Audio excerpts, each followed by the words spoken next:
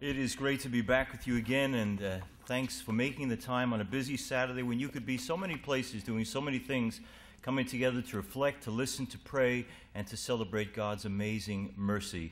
And it's wonderful to be with you again. I have a long-standing connection to the Marians. I was thinking today that maybe when I was about the 5th grade, I was sent off to their summer camps up in Stockbridge, and how wonderful the circle of life is that now, a couple of years beyond the 5th grade, to be back celebrating the wonderful work they do in promoting the message of divine mercy. It's great to be with you. And I just want to, as I always do, remind you of some of the good things that we're working on in terms of media. If you do have your computer at home, just to go to closeencountertv.com. And during the past year, we have put together so many interviews with people of faith talking about their faith. One of the most important this past year was a guy named Drew Brees, who had won the Super Bowl last year, and talked about the vital importance of faith and family in our lives. Kathy Lee Gifford, of course, wonderfully bubbling over and talking about Jesus Christ and his importance to her and her family life, especially when she faced the need to forgive a husband who had been unfaithful. So take a look at that, closeencountertv.com. I also, as you know, am on Sirius Satellite Radio with a show called Personally Speaking, and you don't need to have Sirius. You just go to iTunes.com and punch in Personally Speaking, and they have all the interviews there. One of the most striking recently was with an author named Dean Koontz. And Dean is he has published, believe it or not, his books have sold 400 million copies, which is astounding. What's striking to me, though, about Dean Koontz was why he explained, or how he explained, why he had chosen of all the religions of the world, why he needed to become Roman Catholic, and the richness of the church, and why the only true meaning in life is in the church. A wonderful interview. So take a listen to Dean Koontz as well on the radio. It's wonderful to work in media. I do it in addition to the parish, primarily because I recognize that that's where a lot of people live. I can reach the same several hundred people every Sunday in my church, and I love that. But in many, many ways, we can reach many more people through the use of the popular media. Sometimes we say, well, you know, they're the enemy, they're the devil's workshop, and they can be that. But they can also be an instrument for goodness if we happily exploit them for the good. And the other way I try to get the message out, of course, is through writing. My friend Jim Barr will be in the book room today with copies of my latest book called More of Life and Love. So if you're looking to live more of life and love, let's meet back there and celebrate the book. And it comes with a kiss, so you get love right up front, okay? Let me, if I can, talk about this issue of pastors. And I feel well qualified not only by being a pastor in 2 parishes, but importantly, in a job I used to hold. For 12 years, my bishop had me direct pro-life in my diocese. And one of the things I used to do is try to go into every parish and preach on the sanctity of human life. And I would get sometimes a great warm welcome in many parishes, but there are other parishes where I could feel that the welcome was tepid. And so I would engage pastors in my diocese, and usually they would have a lot to say. They either loved the pro-life movement for obvious reasons because of what it represented, or they had problems. And so often their problems came down to who were the active pro-life people that they knew in their parish. In other words, the message was not so much the truth of the church in terms of proclaiming the sacredness of life. The message was the people who were the leaders of the pro-life movement. You and I are the message. So if a pastor would say, well, you know, the guy who's running pro-life or the gal who's running pro-life can be so divisive, so judgmental, so harsh, so intolerant, so closed-minded, I knew I had my work cut out for me. But if they would say, you know, I got to say, this gal not only talks the talk, but she walks the walk. She's taken into her home girls who are going through a crisis pregnancy. She's helped to raise money for the poor. She's been there to be sensitive and caring when someone has an abortion, much as she might oppose it. I respect that this pro-life woman in my parish, this leader, is there to offer mercy and kindness and love and reconciliation. In other words, the most effective pro-lifers were the ones who could convince their pastors that the message was inculcated in them, that they were a reflection of a genuine respect for human life. You know, it's not that hard for any of us to say, you know, killing is wrong and life is right. Okay, but it's in the living of that message that we have our power. I would say precisely the same thing is true when it comes to proclaiming in our parishes the message of divine mercy. If we talk the talk but don't walk the walk, we get ourselves into trouble. If a pastor can say, you know, I have to say, that person not only prays the chaplet, but is living each day a merciful disposition toward his or her family, toward his or her neighbor, toward his or her enemy, toward his or her other person that they meet each day, then you know, they start to see this thing has transformed us. This thing has made a difference in our lives. You want to know how we win pastors over to divine mercy? By being ourselves an instrument of divine mercy. By letting them see by the way we live our lives how real and true this is for us. How Faustina's message isn't just something for the books, but something lived in our hearts every single day. You and I are the message. Now, how do we communicate that message? Very simply, a couple of things I'm going to suggest. One, by trying our best to be the message made real. Yesterday, for the radio show, I was interviewing a guy named Todd Burpo. Isn't that an unfortunate name, huh? Yeah, you want to give him those pills that take away gas, you know? Well, here's the thing about Todd Burpo. He has the #1 best-selling book in America right out there now. You know what it's called? Heaven is for Real. He's a pastor. He lives in Imperial, Nebraska, a town of 1,700 people. And he says one of his favorite friends in the whole world is a local Catholic priest. But here's what he had to say. I said to him, you know, I believe in heaven, and I believe in the things of God. So your message to me is not that striking. But how do you deal with the cynics, the non-believers, the people who say, well, I don't buy this whole story of yours? And the story is really very simple. He has a son named Colton. He actually has 3 children. Colton, when he was 4 years old, had his appendix burst. Was misdiagnosed for several days, so the poison traveled throughout his body. He needed emergency surgery, and in fact, it looked like he wouldn't make it. In fact, the doctors say for a while on the table, Colton actually died. Thank God they were able to bring him back, and the child went on. But it's a child of 4 who then said, by the way, Mom and Dad, while I was having that surgery, I left for a while, and I went to heaven. And let me tell you what I saw and what I heard. And he shared with them things that he could not know, about family members who had lived 30 and 40 years ago, about what Jesus looked like and what his message would be. And it was a striking, amazing thing. It's all in that book, Heaven is for Real. And then, of course, the father said, now you have this child who has, we believe, encountered our God and come back to us. How should that change our lives? So he said, you know, Monsignor, if I'm wanting to show people the greatness of God, and they want to know whether or not what I write in this book is sincere and whether or not Jesus is the center of my life, here's what I'm going to do.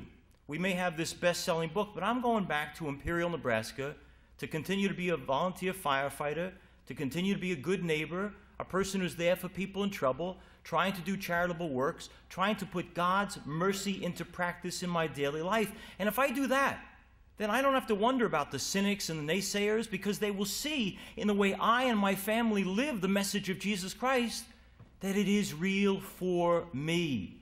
In other words, what Todd Burpo is saying is the message is us.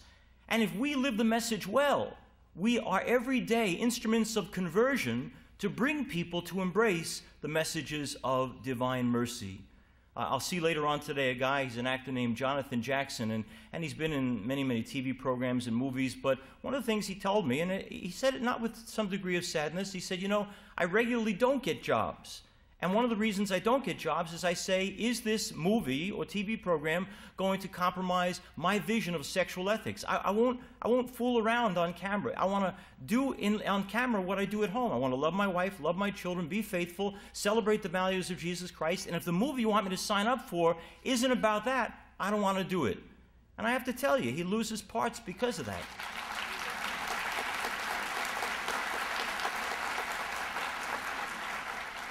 But he says wonderfully, he says, you know, Father Jim, why I'm not worried about it, I think God will provide. But more importantly, he said, I know at the end of time, the good Lord is not going to say to me, how many movies did you make? How much money did you put in your personal bank account? But he will say, did you know the truth, and did you try to live it faithfully? And if I can say yes, he will say to me, I believe with all my heart and soul, well done, good and faithful servant. You know, Jonathan is part of a non-denominational church, and he said to me recently, which I love, because I love people's journeys when they come to see the richness of the church. He said, you know, I go to Barnes & Noble a lot, and I was sitting on the floor just paging through books, and I found this book about Jesus. I love Jesus, so I started to read it. He said, and I've always been taught that you Catholics have horns, you know? He said, but I was loving this book, and it was all about Jesus, and everything in the book I believed about Jesus. And stupid me, he said, it wasn't until I was almost toward the end of the book that I looked at the back cover to see it was written by some guy named Benedict the 16th.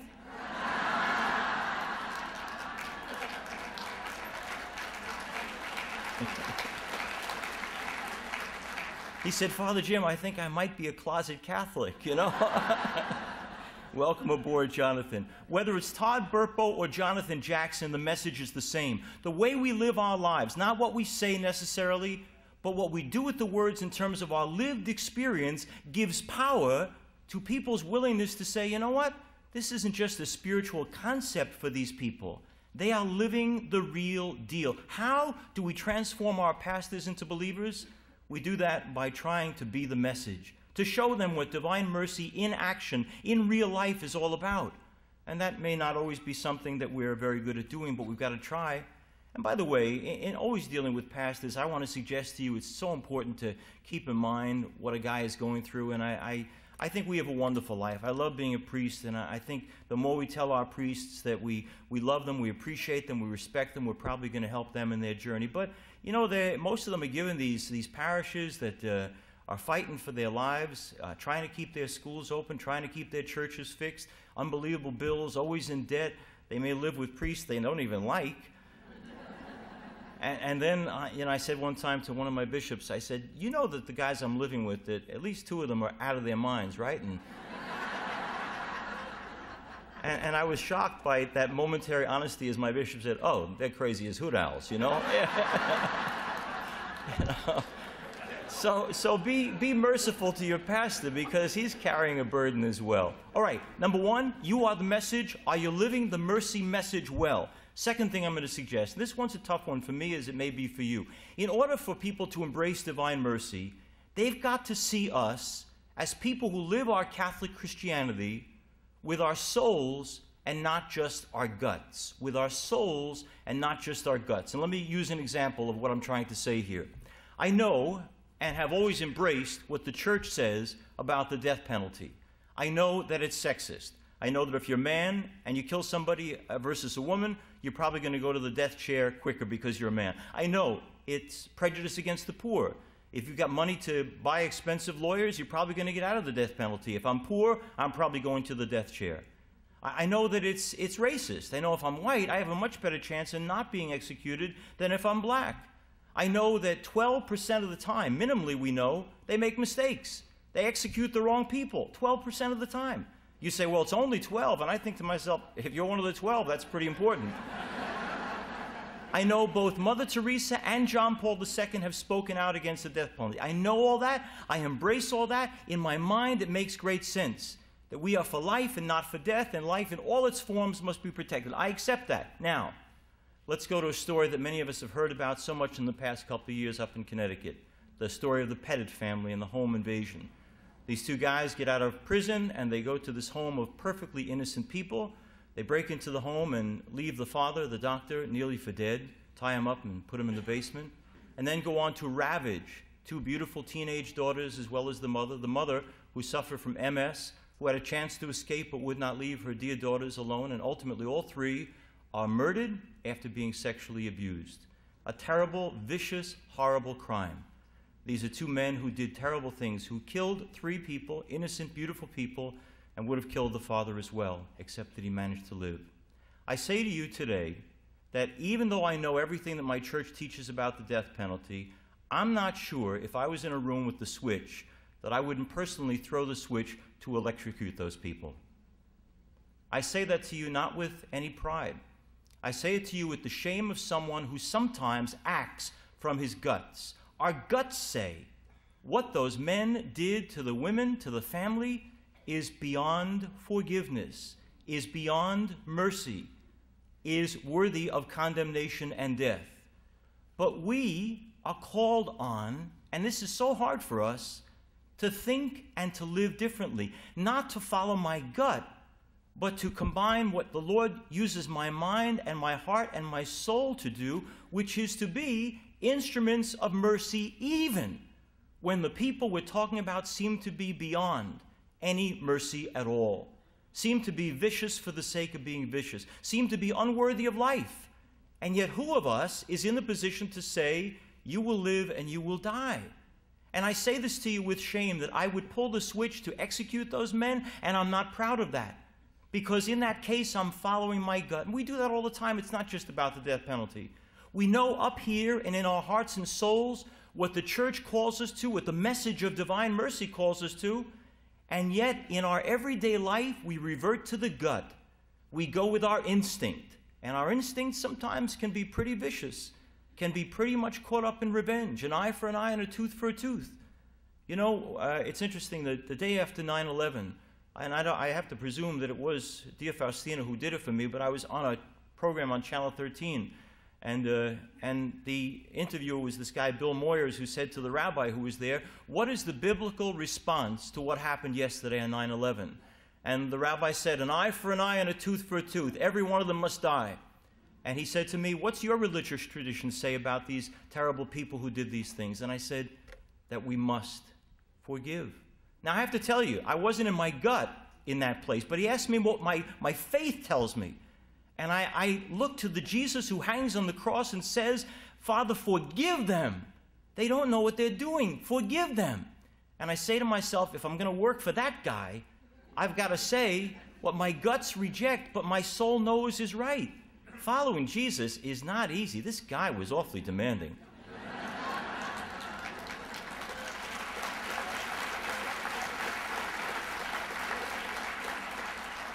To live the consistent message of mercy is going to run us contrary to what our guts tell us to do. I've shared this with you before, but it's a story that, for me, always makes the most sense. My most difficult place to live the gospel is in my car. You don't want to be on the road with me. I've shared with you before that I have a beautiful 90-year-old Irish Catholic mother, Cecilia, and I have the great privilege of taking care of her with my sister. My sister takes the first part of the day. I take nighttime. I get her cleaned up, ready for bed, and all the rest. She's a wonderful, saintly, delicious woman, and she's my Irish half. But I also mentioned, obviously, that Lisante is Italian. My dad, who's in heaven, is the other half. And when I drive, I become Italian.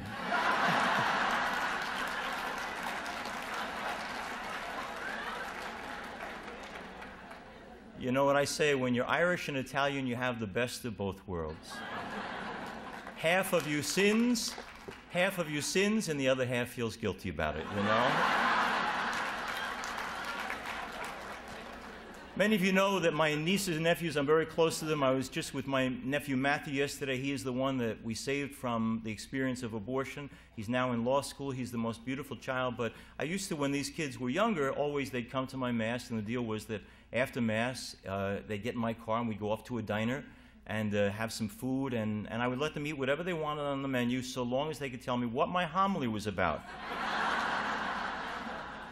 And one time my homily was about the importance of custody of the tongue, that we have to stop the cursing, the lying, the swearing, the gossip, the prejudice, the negativity, and go positive. Anyway, I thought it was a very good homily. And we got in the car, and I had Anthony and Julie in the back, and I had Matthew in the front, and as I'm driving, some guy cuts me off.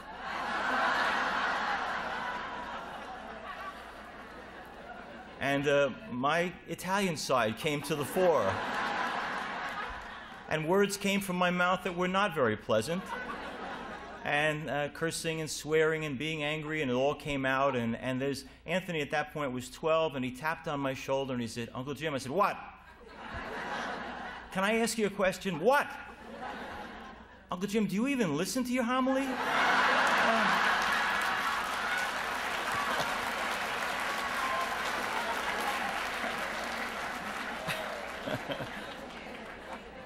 The guts versus the soul. The merciful person follows the soul. The rest of us often enough follow our guts. The greatness of us becoming the message is in being able to transform ourselves from people of the guts to people who live the mercy consistently in our lives, even when we're driving. I want to talk about connection versus disconnect, because I think, too, as people of divine mercy, we are called on to connect what seems to be unconnectable. What do I mean by that? I want to talk specifically in the context of Islam for a few moments. You know that there's a congressional hearing going on. Congressman Peter King is holding it. He happens to be the congressman where I live out on Long Island. And he's exploring. I'll tell Peter, he has 5 votes in the Bronx. He's exploring something that's interesting. He's saying, since we know much of religious violence in society, in the world, seems to be focused in the Islamic community, let's take a look at what's going on in Islamic spiritual communities to see that there not be a fostering of violence or terrorism in those communities. And he's getting beaten up. You know, it's politically incorrect. He's focusing on people who are Muslims, and he shouldn't do that and all the rest of that stuff. But I have to tell you something. I think Peter King, whatever you think of him, may be onto something in that I would hope that if we knew that there was a Catholic church or a Buddhist temple or a Hindu place of worship that was promoting violence or terror, that we would have the smarts and the sense to say, let's take a look at why that is and do something to put an end to it.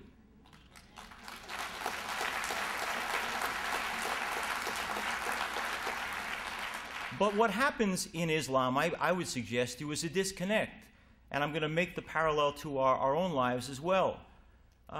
Islam has an interesting history of teaching. Did you know, for instance, now if you ask most people, I'm Muslim, do you think I really love Jews? You know they're going to say no. Do you think they love Christians? Well, no. If you try to convert from being a Muslim to being a Christian in one of their countries, you'll be put to death. So you say, clearly they don't love us. Well, has that always been the way it was? No. Do you know what their teaching says? Muhammad says that one of the greatest prophets, the greatest leaders of spiritual life is Abraham, the founder of Judaism. Did you know, too, that when Muhammad writes, he talks about the fact that every Muslim must honor, while they don't believe he's God, must honor the great prophet and teacher who is Jesus, and even goes on to say they must honor as well his holy mother, Mary. Now you say to yourself, if the founder of their religion is honoring Abraham, the first great Jewish person, as well as honoring and speaking well of Jesus and his mother, what's happened? And what's happened is, obviously, contemporary Islam is in disconnect. That they will embrace some teachings that seem to encourage jihad, but will not embrace that which honors other religions. There's no room in their religion or in any religion to dishonor or persecute people of another faith. So how does this happen? It happens when the disconnect happens. It happens, for instance, in our own church, when we talk about the sacredness of human life, but fail to be instruments of that sacredness. It happens when we say we follow a Jesus who says, woe to that person who hurts the little ones. Better that a millstone should be tied around their neck and they be thrown into the river than to hurt one of the little ones. And then 2 weeks ago, you hear and I hear of 22 additional priests in Philadelphia suspended for credible allegations of child abuse. And you say, what's happened? How could that be? How could you be a priest who follows the man who says, don't hurt the little ones, and you hurt the little ones? What's the matter? It's disconnect. It's that inability to integrate the fact that you can't say the words and not live the meaning. That's what our friends in Islam are doing when they embrace violence. That's what we do in the church when we fail to protect the little ones. We live in the breach instead of in the connection. And I'm going to suggest that can be true of you and I in our personal lives as well. You know, you got to ask yourselves, and this is a hard question, when you go home today, you've come to celebrate God's mercy, God's love, God's charity, God's forgiveness, the boundlessness of his heart, which is all-encompassing and all-embracing. And yet, when you go home, how much love is there going to be in your home? How much forgiveness? How much mercy? How much paying attention to all the signs, the signals that somebody in our family is hurting and needs special attention? See, for us to come here together in this beautiful auditorium and to celebrate love and mercy and charity and forgiveness, while it doesn't exist well in our own homes, is disconnect. So I'm saying to you, we want to be the message to our pastors in the world of divine mercy, then there's got to be integration. There's got to be a connection that brings it all together. I want to, if I can, just go to another idea I have about divine mercy folks like you and me being instruments of skepticism. And you say, where's he going with this? I think our job is to be from Missouri. I think our job is to say to the world, show me. that one of the things we've got to do is not buy at face value what people say, but rather realize that just as I said, for us to be instruments of divine mercy, we must be authentic, so too we have a right as a prophetic voice in the church to require authenticity from other people. And when it's not there, we've got to call people on it. So when it comes to politics, I'm going to be very honest with you, we have no true home in either party. Our job is to challenge both parties to be consistent and real, and where they're not, to call them on it.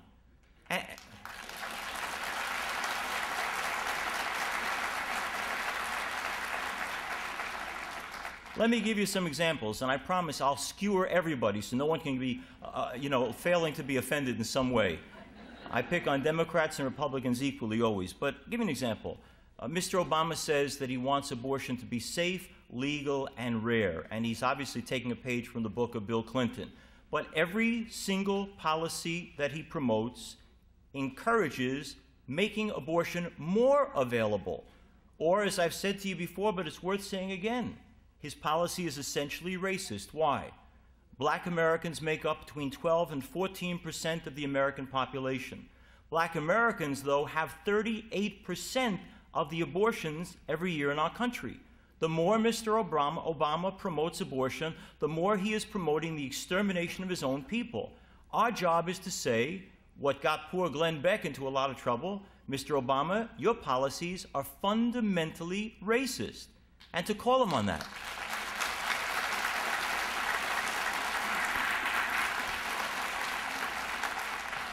You're going to be hearing from all the candidates. You know, they all want to be president in 2012. And I'm thinking one of the impressive ones is Governor Pawlenty, the former governor of Minnesota. But follow me on this. We have a fan there. He'd be so happy to hear that. Peter King has 5, Pawlenty has 1. And while the policies that Mr. Pawlenty promotes are wonderful, let me tell you a problem I have. It seems to me I judge sometimes not by what you say in public policy, but how you live your life. So the man starts off as a Catholic, but he's not a Catholic anymore. When you walk away from something as fundamental as the church that formed you, I want to know why. And until Mr. Pawlenty explains how he could ever embrace something other than the church that raised him, I have my skeptical doubt about him. I want to know why. I love Sarah Palin at many, many levels. I want to know why she's not Catholic anymore. I want to know why they walk away from this thing that gives us life. Is it something that happened to them in the church? Then we should invite them back. If it's something they chose to walk away from for their own reasons, I want to know what it is. I love the fact that Giuliani is Italian and Catholic, but I hate the fact that he's pro-abortion. Joe Biden will say, you know, I was an altar boy, Joe. Obviously, you weren't paying attention at Mass.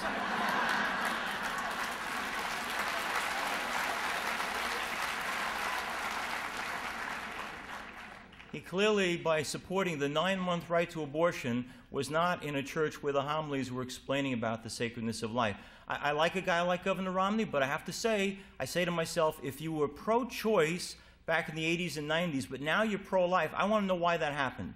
I don't want to think it happened just because now you're running for president and you want the Republican nomination. I want to know that there's a true conversion of heart and mind and soul. I think divine mercy also calls us to be people who are mildly skeptical of those who say they are one thing but seem to be about another.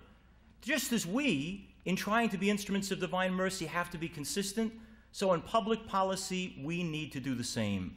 You know, and when we don't do that, or we don't call people in leadership to that, we do our kids and our grandchildren a great disservice, because they have a right to know that we are truth sayers, not only in public policy, but in our personal lives as well. It's not an easy thing to do, and I have to tell you, it also means calling our own church to account when we are not living consistently what we say. You know, I worry sometimes with the scandals. I worry because sometimes I talk to bishops and I get a sense that they're concerned about how the thing will look or how it will play out, or what kind of story it will be in the media. And I want to say, and it's a very blunt thing to say, this isn't about how the story plays out in the media. And it's not about how things are going to look or how it's going to damage the church financially. It's about the fact that kids, the most innocent of all in society,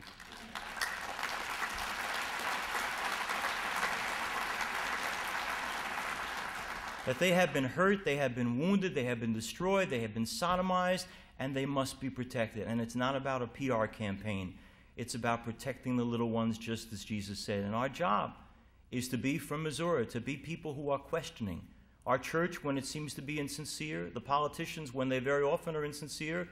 I said one time when I was interviewing Newt Gingrich, I said, you know, I can't start this interview without saying what I know a lot of people are thinking. He may be a Catholic now, and he may be doing all the right things and saying all the right things, but you were a pretty lousy husband several times. And you were a terrible family man, and what do you make of that? And I like the fact that the guy said to me, bless me, Father, for I have sinned. Everything you're saying, and this he said on our interview program, is true. I have been a miserable human being sometimes. But through the grace of God and my life in the Catholic Church, I'm given a new chance, and I'm so thankful for that chance. I want us to raise the issues that need to be raised. I want us to challenge in ways that will last. And by doing that, we are instruments of truth and instruments of mercy. All right, I'm going to close this, I promise, because we have other things to do. But let me ask you a couple of things. I would love it if what we say about divine mercy here could become real once we leave here. And so I'm going to ask you, if you could, just to go through in your mind's eye a couple of questions that I want to put to you now. I say that divine mercy is made real by the way we live our lives, that if we want to convince pastors to embrace it, we have to be the message. So in your life and in mine, aside from being truth sayers in the public square, being defenders of the little ones, being instruments of God's goodness and connecting the dots so that there's a consistency in our lives, I want us also to go home thinking about a couple of things. First of all, do you need this Lenten season a healing in your own family?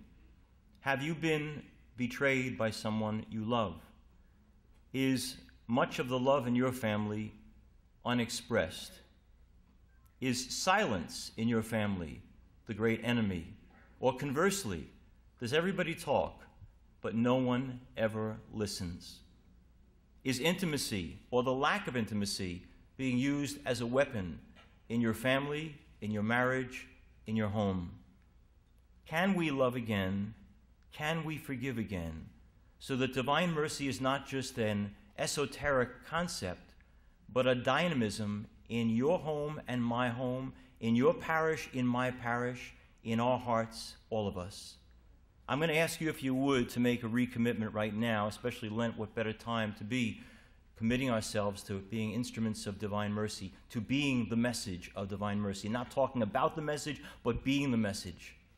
I'm going to ask you, if you would, to respond to my questions now with a loud and firm, I will. I haven't asked you yet.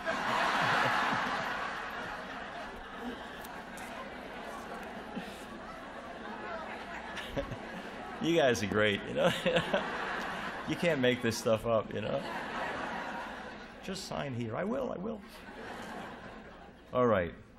If you can, and think about the words of what I say. You know, I think to myself, every week in church we rattle on the Our Father.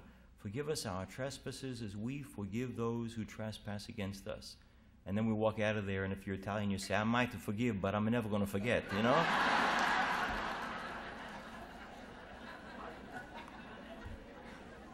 Can you listen to these words, and if they're real for you, respond with the affirmation, I will.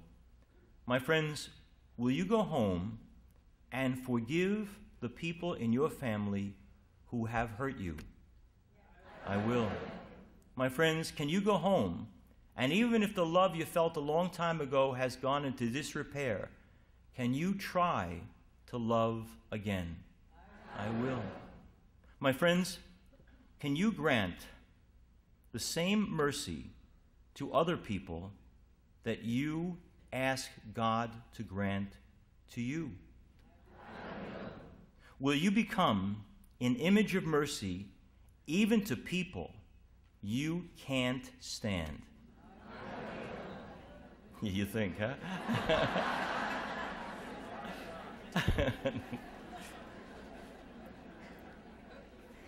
Next question. My friends, will you follow informed Catholic